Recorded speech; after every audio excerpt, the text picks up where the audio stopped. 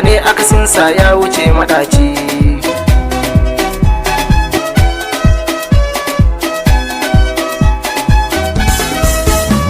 Ya jalla kalaki sarkin iko wanda ya yi raina, mai yau da gobe sarkin baiwa shi ya san nufina.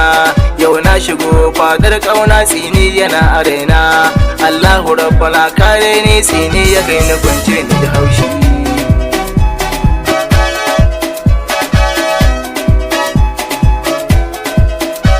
Launi na zamani in ya tashi ka bi shi sannu sannu, so ai ruwan guba ne lafazinsa abin ayotuni ne.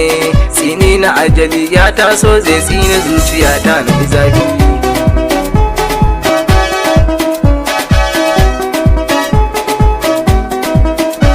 Zance na so da kauna mai yin sa yana cikin tunani, shawarar ku yan uwa na da masoya ku zo ku tallafe ni.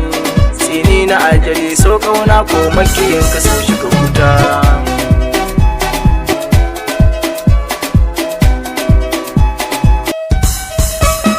Waza ya taka tsinin ajali bai kai shi lahira ba, so shi ruwan guba ne akasinsa ya wuce maɗaci.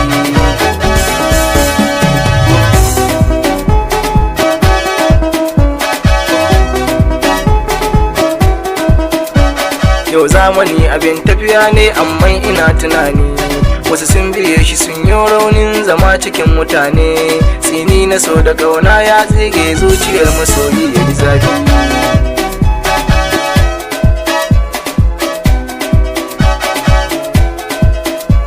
Komai da lokaci in ka saba za ya kai ka kwance.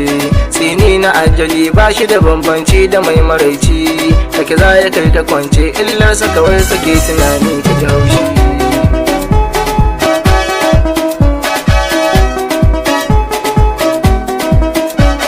Halin mutum a ce jarinsa abin nake tunani, shin so yana da juyin yanayi kalarsa bai da zane.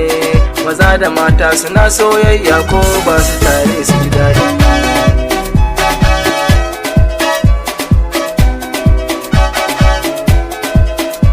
Wai so wane kala ne tambayar da nake yi wa mutane, ni dai ina tunanin nazarinsa ina cikin duhu ne. Wa za ya bani kauna mai son ka bi shi sannu sannu da hali.